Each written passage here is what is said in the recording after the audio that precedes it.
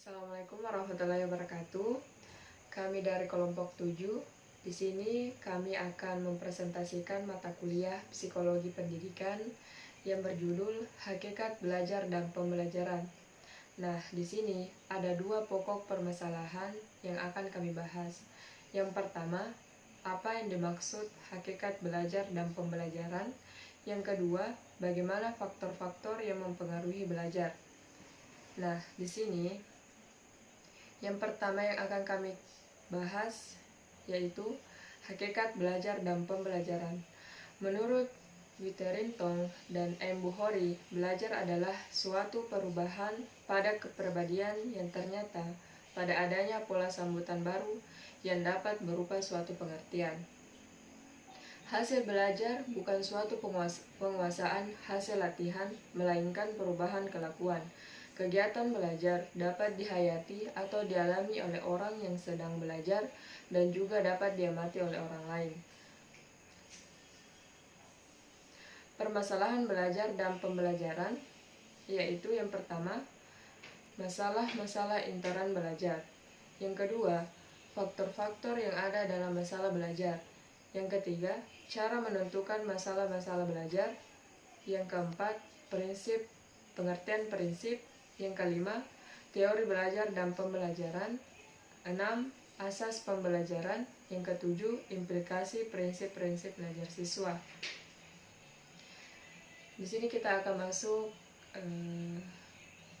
pokok permasalahan yang kedua, yaitu faktor-faktor yang mempengaruhi belajar.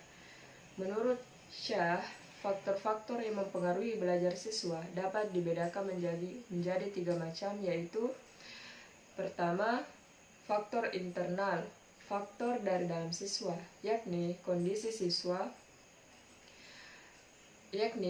jasmani dan rohani siswa. Yang kedua, faktor eksternal, faktor dari luar siswa, yakni kondisi lingkungan di sekitar siswa.